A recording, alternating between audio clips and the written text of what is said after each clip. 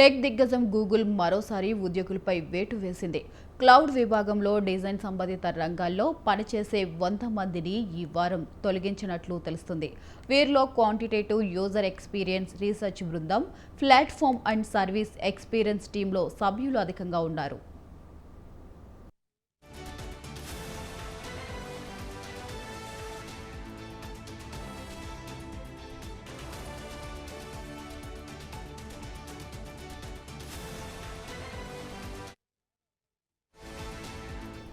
వీరు వినియోగదారుల తీరును డేటా, సర్వేలు, రీసెర్చ్ ఆధారంగా విశ్లేషించే రోల్స్లో పనిచేస్తున్నారు.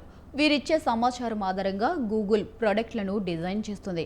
దీంతో పాటు కొన్ని రకాల క్లౌడ్ డిజైన్ టీంలను సగానికి కుదించినట్లు తెలుస్తుంది. తాజాగా ఉద్యోగాలు కోల్పోయిన వారిలో అత్యధికంగా అమెరికన్లే ఉన్నారు.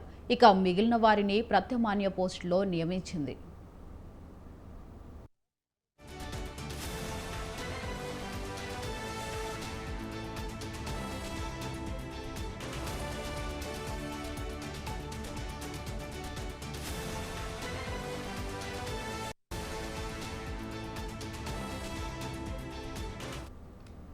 ఇక కృత్రిమ మేధలో కీలకంగా మారేందుకు గూగుల్ చేపట్టిన పునర్వ్యవస్థీకరణలో భాగంగానే ఈ లే ఆఫ్లు విధించారు.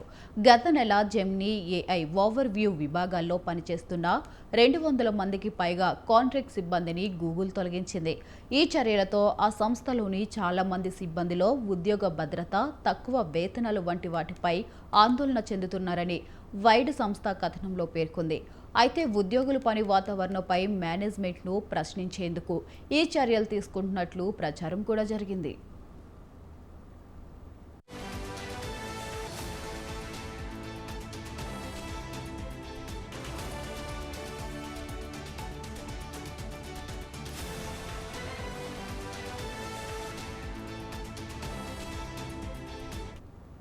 ఇక ఈ ఏడాది ప్రారంభంలోనే క్లౌడ్ విభాగంలో సిబ్బందిని గణనీయంగా తగ్గించింది.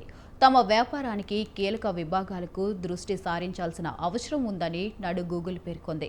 Global business, platforms and design డివిజన్లో కూడా తన సిబ్బందిని తగ్గించుకుంది.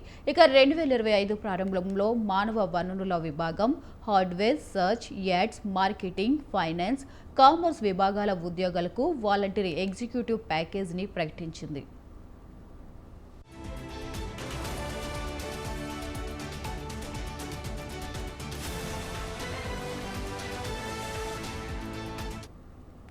గూగుల్ మేనేజ్మెంట్లోని వరుస క్రమాన్ని బాగా తగ్గిస్తుంది.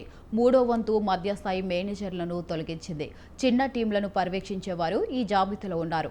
ఇక నిర్ణయాలు వేగంగా తీసుకోవడం, కార్యకలాపాలను ఓ దారిలోకి తీసుకురావడానికి ఈ చర్యలు చేపట్టినట్లు తెలుస్తుంది.